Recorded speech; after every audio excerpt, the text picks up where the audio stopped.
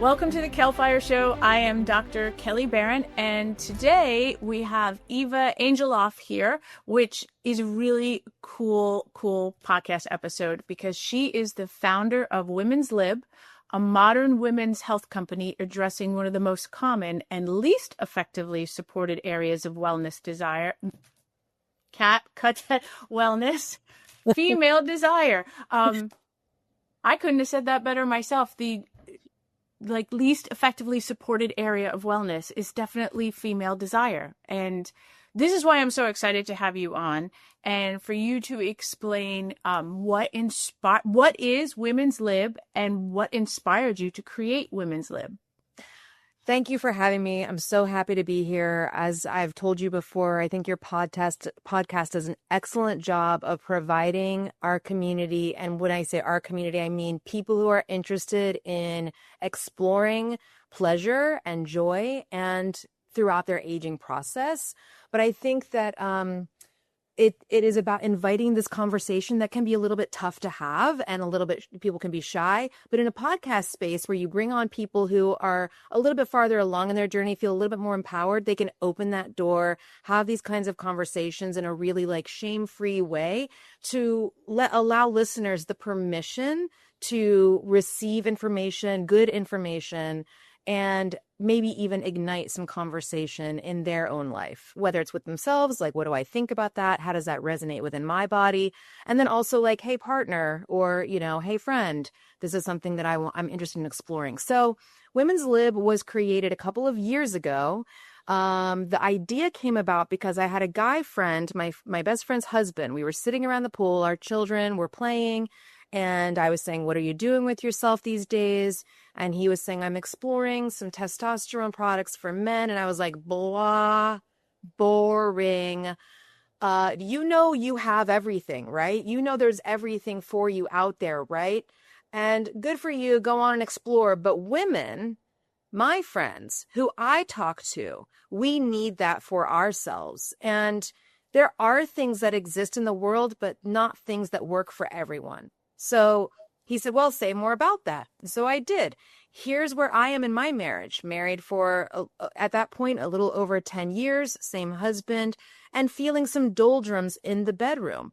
And it was this mismatched desire was not the fault of any one person, but was the symptom. And I love Esther Perel's book about mating in captivity that really unlocked a lot for me mentally. But it's this sense of is this all that there is? I have 3 children. You go through the child birthing, rearing, the changes that it creates in your body, but then also this entry into perimenopause and accepting the opportunity to reflect. Okay, here's my challenge. I'm noticing changes within my body. Before, the changes were about childbirthing and child rearing. There was science behind that, and there's science behind desire too, but it's less in the mainstream. We can talk about childbearing and rearing, all day. Even then, I was hungry for information about I felt like I had been thrown, a baby while I was drowning a little bit, that I think there's a stand-up who has a set about that. Right. Often it can feel like, you let me go home from the hospital with this creature? So I'm just constantly hungry for information and leaning on my girlfriends. And we all become this pool of resources. Why? Because we have to fill the gaps that were not there, whether in education or in society, right? So women are amazing and we bond and we fill these gaps. And in these conversations, I realized, I'm not the only monogamous heterosexual woman in my circles who's having these struggles. So I went back to my friend and said, tell me about the testosterone technology that you're doing. He spoke about encapsulation. Encapsulation meaning, have you ever taken or heard of a liposomal vitamin? Yes. Okay.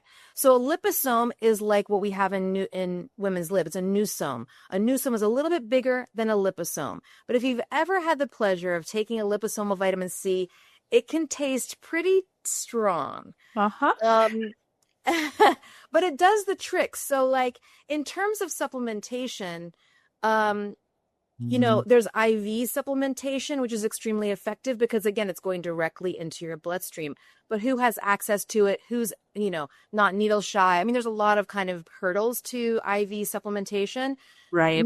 Liposomal and Nusome is kind of the next level of absorption availability.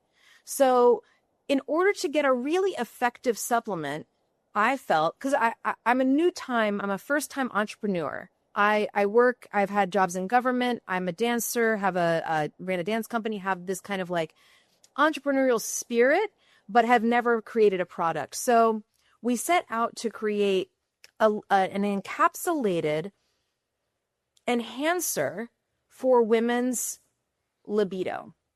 And that's what Women's Lib is. When we wanted to tackle libido from a biological standpoint, we looked at what are the drivers biologically to create an environment in the tissue to promote a sense of well-being and scientific, meaning like research back. The research shows, because it's true that a lot of let's back up. Supplements can be made from anything, anywhere. You can call it a supplement. It's sort of like a, Wild West world. What I will say is I'm hoping your listeners and women generally do their research and due diligence to ensure what they're taking is third-party tested. Make sure they're checking with their physician if they're taking high levels of things. So, for example, a very popular supplement is ashwagandha. You hear about it, it helps you relax. But if you take too much, it can have a reverberating effect where it makes you have anxiety. So just want to be really careful about what you're putting in your body. So we used decades of research. Now, the older and farther back you go, the research becomes more anecdotal. So for example, shatavari, one of our ingredients, has been used for, thousands of years as an herb for women in Ayurvedic systems. But the farther you go back, it's about stories of women who take this herb in their tea and then they feel a certain way. Well, as you move forward with time, they test it. They say, what is it about shatavari that does that? Well, turns out it's an estrogen mimetic, meaning it's a plant-based estrogen supporter. So it's gonna replicate some of the feelings that you have in your structures that estrogen does. So it bolsters, is why it helps women so much as they age, and why women have been drinking it as a tea for so long, because it helps all of the systems in the uterine area, the ovarian area, to maintain that juiciness. So there's an estrogen supporter, there's a testosterone. And the testosterone supporter is a little bit of my secret weapon, because testosterone is the hormone of desire. It's that energy boost. So there are libido products out on the market that have relaxing qualities to them. And I love that for people, but I'm pretty okay with relaxing. Like I can fall asleep quickly. Why? Because I'm very tired. But what I really need in the bedroom is energy. And so that's that testosterone moment. And Tonkat Ali is marketed to men specifically. Why? Because it is a recovery supplement that they take after lifting or to help in their libido issues. But it's not marketed to women because women don't always realize that they need testosterone. They think, well, I don't want extra body hair, or I'm afraid of, I don't want to have a lower voice. In a plant-based supplement, those things will not happen because your body is processing it through its own systems. It will use what it needs and it will let go of the rest. So it's a much safer way to take it than, for example, a pellet. And then the final ingredient, there's only 3 ingredients in our product because we wanted to use actual clinically backed serving sizes. So the other is a nitric oxide enhancer. So this is your vasodilator. This is the female and plant-based version of Viagra. It has epimedium, which is called horny goatweed in Chinese herbal medicine. This is a vasodilator that allows the space for the blood vessels to become engorged, allows that blood to flow. And for my women who take Women's Lib that are maybe not as interested in repeat orgasm or even like heavy sexual exploration, they find that vasodilation helpful for their brain fog, for, other areas where blood flow is highly important and necessary. But these three elements, this like sort of trifecta of ingredients, is what is helping women reignite the biology of their libido, so that they can add on top the layers of bedroom communication, fun, curious, exploratory play, a general sense of openness, all of those things. And then, of course, do you have childcare? How is your stress levels? Are you drinking enough water? Are you lifting heavy weights? All of these things are going to help the ultimate goal, which is to increase pleasure in your life. And so, yes, I came to incorporating women's lib into my life because of a desire to maintain my relationship with my husband. I mean, he was like, do you think we'll ever, have intimacy again? And I was like, what do you mean? We already do. You wiped the counter and it was really good. And I appreciated that. And that feels like intimacy to me today. And he was like, no. So it started there. But what ended up happening, and what gives me goosebumps, and what I hear in the feedback from people who take my product, and it is what fuels me, is that this rediscovery of pleasure begins to cascade into life. You start to, and for me, and again, from people I've heard back from, you start to say things like, I forgot how much I enjoyed this. I feel so much stronger in my being. I am happier at home. I have less edge out in the world. It doesn't mean I'm not pissed off when someone cuts me off, but it does mean that I react a little bit softer and gently. You know why? Because I am infused with joy and pleasure. And this is the part, I've watched my kids go through preschool, and I was envious because when I would drop them off, they run out into, playful curiosity and exploration and drawing. And it doesn't matter what you made, honey, it's gorgeous. It's like that pleasure is slowly drained from us as we age, but it doesn't have to be so. We can recall and remember that curiosity, that exploration, and that, I believe, well, for me, it started in my biology. I had to sort of trick my body a little bit, like, hey, let's get things firing. And then, holy crap, I love my life. I love my partner. We're having amazing sex. Now it's like when we're together for family time, our game, our board game play is so fun and fulfilled and not like, contentious. Everything starts to, you start to go with that flow of joy and pleasure begets pleasure, and joy begets joy. You're laughing more, you're more open, you're more fluid. And then an interesting thing happens too, where you start to receive. And I think for me, speaking for myself, receiving was always a challenge. I'm a giver. I like to make sure everyone is supported. I'm fully in that, like, what can I do for you? What can I do? Can I get you a glass of water? I'm Italian, can I feed you something? Can I, what can I do for you? Then that makes me feel good, but it's hard for me to receive. But when I'm living in my pleasure, receiving becomes easier. And so when receiving becomes easier, it feeds the pleasure. It's like a little, kombucha. It's like a little, spore of mushroom where it's feeding on its own self. And the pleasure is feeding this sense of well-being. And then I can listen to my intuition even deeper. And I can say, I think I'm really tired. I'd like to take a nap. And if I'm so privileged to be able to do that, I can go ahead and do that. So it's about listening to yourself even deeper. So all of these things start to work together. And I can just say, like, am I excited about aging? I'm not sure, but I'm in this process of becoming more myself than I ever have in my whole life. Why do you believe that women's sexual wellness has historically been left out of mainstream health conversations? What a great question. Why? I wonder, did we give up something? Because certainly we are the most powerful beings on the planet. Absolutely. Did we give up something along the way? Did we become so oppressed as to lose our, I mean, I think it's easy to blame society, but we participate in society. I think, yeah, I wonder what has happened. Why did we get here? And, here where I live in Los Angeles, we're coming into Pride Month.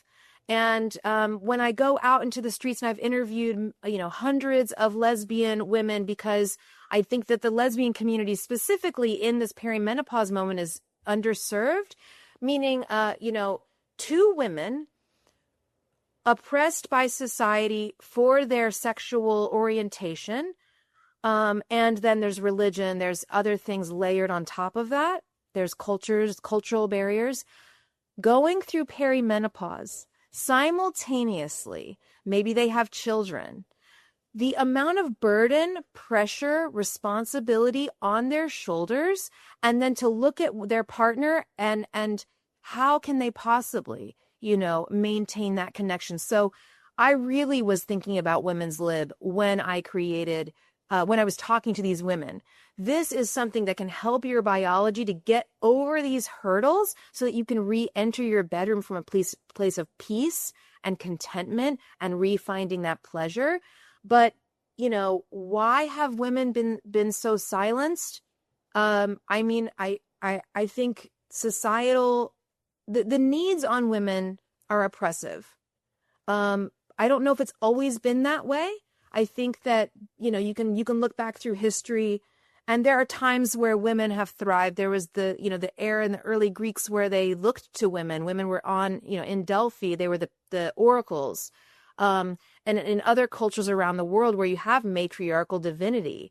But even then, often they were either celibate or, the sexual component of their participation was still put to the side. I think it's a question that's important to be curious about so that we can remember we are so powerful that we don't need to be quiet. Because the reality is there's no law, certainly in the United States, against speaking about our sexual needs and desires. So No. why are we quiet about it? And, again, it's important to look back at history and to find our leaders throughout history, our sages who have brought, our women's sexuality forward through time. There certainly are these women, these leaders. But then it's important to say, well, here we are today, and let's talk about it. There is no shame. Let's let go of that. Why do we have it? Maybe we don't need to. Let it go. No, I agree. The fact that it's fine for men to talk about it, but when we talk about it, it's got a dirty feel to it. It's how we were raised, religious society, and if we were just open about it, then I mean, it doesn't mean we have to run around quoting a porn script or something, right. But just talking about the sex equals health. That's exactly right. If and I you're think healthy, and men, I think, yes, they are more, they're more centered, right, in our society. So things are according to their story. But it's true that men also struggle with talking about sexual dysfunction, and that has been a shame point for them. So in that way, we can relate to one another. If men are having difficulty in the bedroom, it's not something to be ashamed of. Equally for women, it is not something to be ashamed of. And it's also not something to say, well, that's your problem. That's your fault. Where, if you're partnered, where is the support among the partnership to find the solution? Because certainly for men, there are so many options, but they're not without toil. They're not without effort. You have to first have that, hard conversation, go look for the things. It's a trial and error, just like for women. And so, it's not to ignore the male struggle either in this space, but what it is about centering the female desire as an equally important part of the picture. Not only men, also women. Well, now that brings me to asking you about the name Women's Lib. Like, Yeah. it sounds like it's very intentional, like you chose it possibly to be very empowering. So kind of give us a little background on that. Yes, we're in the fourth wave of women's liberation, and I think sexual wellness, exactly as you correctly said, sex health is overall health. And so, again, there are leaders in our field, and the conversation, and I mean, our feminists who are out and among us, Jane Fonda, bringing this conversation forward into the mainstream, aging with sex health, and being able to have that platform. And then we spoke earlier about Susan Bratton as well, these leaders and elders in our community who speak so eloquently, using facts, using their own stories in an unashamed and unabashed way, opens the door for everyone to have the conversation. And it's that kind of sort of feminine power where, again, it's not about, F the men. It's about, it is our time and our turn to take the center stage. And we're not going to neglect our partners. What we are going to do is bring ourselves forward into space, we're going to own and be liberated from the shame, liberated from the societal structures that tell us we need to be second class in the bedroom. Absolutely not. We have to embody and empower the realization that if we maintain our pleasure, we will live a longer and more fulfilled life. I mean, our genes tell us, typically, right? Your genes give you the sort of structure of the, but it's about how you live that life with vitality, with fullness, with joy, with pleasure. And for many women, and among my circle, joy and pleasure feels so far away. That's another woman's privilege. Right. But it's not. No. You can have it today.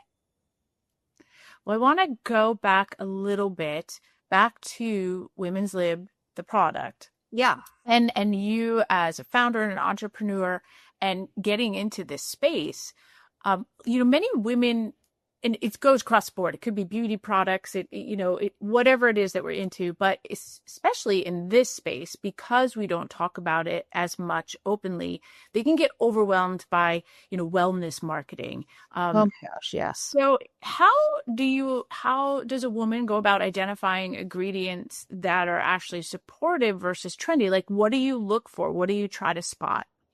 Well, I think that's a great question, first of all. And, it's a burden that women have, right, to be their own advocate for their health. Okay, what am I feeling today? My back hurts, my hip, or, I've got frozen shoulder. There are things, and then that's just like our inside physicality. Then there's like how we look, how we feel, wrinkles and hair and, all of that stuff that's important. I mean, I think that I've never been more vain than I am in aging. 100%. And it's a wild ride because I'm not used to this feeling. I'm a Gen Xer, very grunge, growing up. And so, didn't care what anyone thought. And now I'm like, and I didn't care about social media. It turns out I missed the boat because now I'm trying to sell a product. And yes, we are a very discerning market, as we should be. So first, I just want to say I see you women because I'm one of you, and I recognize that we are being, the marketplace has now finally understood that we are the purchasers and that our health is that important to us that we will buy and spend on the face creams and the hair care and all of these things to maintain our youthful feeling and appearance. So the market is just like, we'll give you all this stuff. On the one hand, I think, yes, thank goodness we've got an abundance of choice, but the burden really does fall to the consumer to try to figure out what's going to work for them. So start with your symptoms. So for example, for me, it was dryness in my vaginal area. And I was like, sex was uncomfortable. And like I said, I was also tired, didn't really have the energy. And when it would come time, it's like, I just want to go to sleep. And so finding ingredients that tackle the symptoms that you may be having, whether it's pain, dryness, or energy, or maybe it is that you need to relax. Maybe it's about doing a nighttime tea routine, or just in general, having good sleep hygiene, which is important too. Being able to sort of, I think, honestly, it's really about saying to yourself this mantra, like, I'm worth the curiosity. I am worth the effort of exploring what will help me feel better, because it can feel like a burden to be your own advocate. So when you start to feel like, oh my God, another thing I have to do, just think, okay, but you know what? I'm worth it, and I'm going to feel better on the other side of this. So I'm going to explore that, getting over that little mental hurdle. And then, listen, there's AI out there. There's, you can put your symptoms into these things. Menopause.com. There's other, aging sites sites for aging women that have amazing resources. There are amazing doctors who have incredible platforms. Dr. Kelly Casperson, Susan, I almost said a dancer, Susan Greavy Nichols, but no, there are websites, podcasts. I'm thinking Susan Bratton as well, who can just bolster the symptoms that you may be having, because we are, at the end of the day, the amount of products that we want out there are the amount of people that are existing, because there should be something to fit every single person. And each of our needs are so individualistic. I love that. I love your approach to that. That's very refreshing, coming from an entrepreneur with a product, and she's literally telling you, you need to find what fits for you. We think this is a great product, but it may not be the right product for you. But I loved what you said. This is our time to be curious and to try things to see what works. That's exactly right. And I think, and again, because there are, oh, and by the way, I love this too, because I can get really put under the table for being an entrepreneur at this stage of my life. But did you know that female entrepreneurs who begin in this midlife range, in mid 40s, become millionaires by the time they're in their 60s? And I believe firmly that it's, number one, because we are not bullshitting around. I'm not out here to make some garbage. I am out here to change my life. And then outside of that, the outcome of that is to help other women have access to something that might potentially change their life. So I think women are becoming entrepreneurs in this moment because they are leaning into their creativity. They're leaning into their power and their empowerment, and also not out here creating some bullshit. They want to make something that is actually needed. And then, of course, you are going to find success in that because it's going to be a product that will speak to people, right? So that's really, and I honestly, it's easy for me to sell because it works. So, that's, it makes me feel good, Well, that's the old saying, right? You can't sell something you don't believe in. I mean, you could, but can you go home at the end of the day and put your head down and feel really good about it? Typically, no, you can't. You have to really be passionate and believe in your product or your service that you're offering.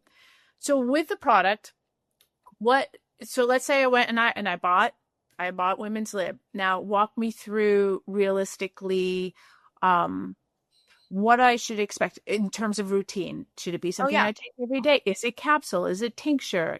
How would I use the product? Good question. So again, there are Libido products out there, but ours is the only encapsulated one, meaning it's the only one that has the newsome that's like going to be 20 times more effective in your system. But what that also means is that if you are someone who is supplement sensitive, so for example, if you're a person who takes, an ashwagandha and you really get sleepy right away, you might notice, my body really responds to plant-based supplementation. You might not want to take as much of Women's Lib just because it is really powerful. But I take 2 droppers worth. It's a liquid tincture. So there's no preservatives in it. That's why it looks green, because it's the color of the herbs. And it's encapsulated. And you just put it in your mouth and you drink it. It tastes a little bit like lemongrass, has some lemongrass oil in it. And I take 2 of those a day. So I'm only going to do 1 because I already did. But, and what typically ends up happening is that in 2 to 3 days, you start to feel a humming or a buzzing. And it's a gentle sensation in your pelvic region. And what's happening is the nitric oxide is being stoked, and you're going to find easier access to lubrication, and you're going to find an energy lift that's not like a coffee lift, but more like a green tea lift, right? Where I take it in the morning. So like in the 3 o'clock zone, I'm still having energy. I'm still good to go.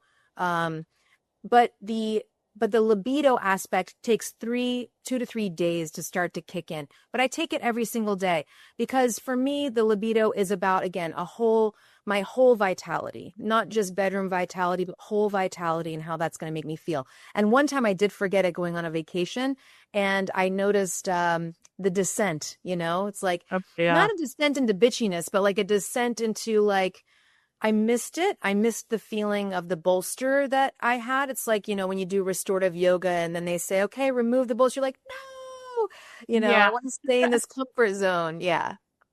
Were there any ingredients or approaches you intentionally avoided when creating the product? So it took us 2 years to create the product. We had to find the right encapsulation house because there are a few in the United States. It's made in the United States in Austin, Texas.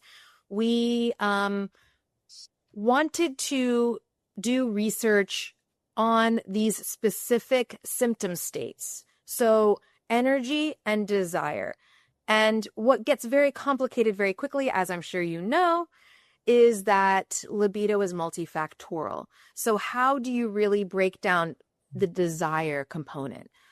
We can't make you communicate more effectively with your partner in the bedroom. There's no supplement for drinking more water throughout the day. There are things that women just have to do. So how do you find ingredients that have research behind them that will stand up and be more and that will function well in an encapsulation situation? So there are some ingredients that ashwagandha doesn't need to be encapsulated. It's water soluble, so you can take it as a tea and feel the effects. Whereas epimedium needs to be encapsulated because it won't break through your stomach blood barrier and be effective. You'll just pee it out. Like, when you take a non-liposomal vitamin C, your pee is orange. Right. So you're only getting that small percentage. So we were very, very specific that we didn't want to sprinkle, a little bit of, ashwagandha or a little bit of, L-theanine or a little bit of, because that's not going to really do anything. We wanted to create and intentionally set out to create something that a woman would feel, not something that you are, I took prenatal vitamins throughout all of my pregnancies, but I've never felt them except for to feel slightly nauseous on a specific brand. But, you're just thinking, I hope this is working, Many supplements you take and you're like, I just hope this is doing what it says it's supposed to do. Right, But exactly. with Women's Lib, you will feel a difference. So let's talk about how you would put that into your normal routine. Do you have to worry about it? Obviously, we'll put the disclaimer out there. If you have a condition or something, do speak with your doctor. But is there anything that contradicts that you should take it? Yes, I don't want women who are pregnant to take Women's Lib because of the hormonal boosting that's happening. I believe because a woman's hormones are on high alert during the pregnancy period, it's best if they don't take Women's Lib during pregnancy. Now, there is no hormone in Women's Lib. It is not a bioidentical of any kind. It is a plant-based supplement. That said, it's powerful. And so for that reason, really alone, I would say for pregnant women, just steer clear, stick to your prenatals, make sure you're taking good ones and then come back to it when you're post-birth and ready to. The estrogen mimetic feature in Shatavari is excellent for lactation. So that's another great benefit that you can get from Women's Lib, or if you just want to take Shatavari by itself. And no contraindications that you know of. And again, talk to your provider. With women that are on, let's say they're on hormone replacement, they're on testosterone, they're on estrogen or progesterone. Can they still take it? They can and they should, because these are things that are going to help the body work with the hormones that they're already taking in a more functional way. Again, it is a bolster. This is not a bioidentical. This is something. So for women like me who I'm early perimenopause, it's the bridge for me until I'm ready to do hormone replacement. I am interested in doing hormone replacement, but I'm not there yet. So for me, I take Women's Lib every day. I feel great. But at some point, I'll be ready for that hormone replacement therapy moment. For me, again, personally, I don't have the cancer markers. I don't have some of the concerns, although research is now showing that, we're good to go. And there was some bad information out there in the world that really stunted a lot of women's understanding of what they could do for themselves. I agree with This that. is a great product for women who are on the bridge and just looking for some support, or who are in their hormone replacement therapy moment, and it can be a bolster for that. So they're just feeling more juicy and more blood flow down below. Like, even with hormone replacement, you're not going to get the full nitrous oxide expansion. Right. Well, tell everyone out there, because now everybody's curiosity is piqued. I know I'm about to go add to cart. So where can everyone find the product to purchase? Yeah, womens-lib.com. And, I'm happy to offer your listeners some a code so they can get a nice discount. And I hope everyone does try it. And again, if you're someone who is sensitive to supplementation, start with 1 dropper. If you're someone who needs a little bit more, take 3. You cannot take too much of this product, but you wouldn't want to drink the whole thing. Otherwise, you might feel pretty jittery, and might have to, you might flood your basement, frankly. But if you take a couple of droppers, then you'll be good to go. I love tinctures. Like, I'm a big fan of things in tinctures. That's my favorite way to take most anything I can that way. So, and I know a lot of, and it's cool too. I'm not going to lie. It's kind of fun to do the dropper thing, but it makes it so easy to incorporate. You could just drop it in your water as you're taking it down. Exactly. You can put it in anything because it's encapsulated. It stays safe and you will still feel the effects of it. Social media, where can we follow you and kind of keep up on all the news? Yes, Women's Lib Co. is our handle on Instagram. And I would love to invite everybody. I think we have TikTok, but and the other thing to mention when we talked about, why sort of censorship is there. Meta in particular has a really tough time with women feeling pleasure. And what a shame for them, because they don't know what they're missing. But it is hard for people to post things that are women's pleasure centric, and there are ways around it. But there are bots and things that sniff out the segs and the ways we kind of put around it. But Instagram is a great place to connect with Women's Lib. We do have a TikTok. I think it's also Women's Lib Co.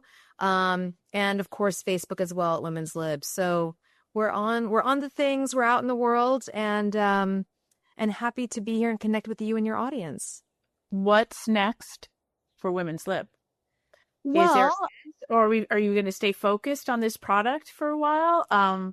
Which is a big undertaking as it is, or do you have any kind of, and you don't have to say it if you don't want to say it, in progress. We started off as a D2C brand, meaning direct to consumer. So off of our website and, utilizing any media that we can to sort of like help build sales there. But at the end of the day, I'm interested in going into retail. So as you know, I'm excited to participate in Stimulate, which is a trade show for sex wellness brands to, build community, and because I also want to see, where are my people? Because being D2C can feel a little bit lonely. We're just sort of on the internet in chat rooms or like cold DMing, like, hi, I love what you're doing. I'd like to be involved. And it can feel a little awkward, but also people do get it. And it's a really warm, I have found the sexual wellness community very warm, very inclusive and welcoming.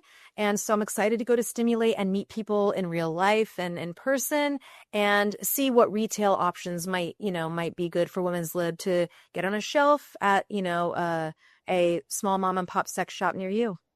That's awesome. Maybe a CVS. You don't know. We're starting to break out now. Yes. And I love that. Oh, absolutely. Yes. Well, I want to thank you, Eva, so much for coming on. I know as an entrepreneur, you have a very, very busy day, and I appreciate it. And it was very refreshing, your conversation and your take on everything.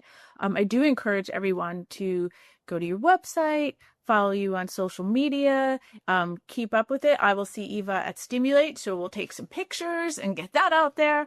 And then we will also list your website and social media so everyone can find it in the show notes. If you have a discount, I'm sure everybody's going to run and try to use that as well.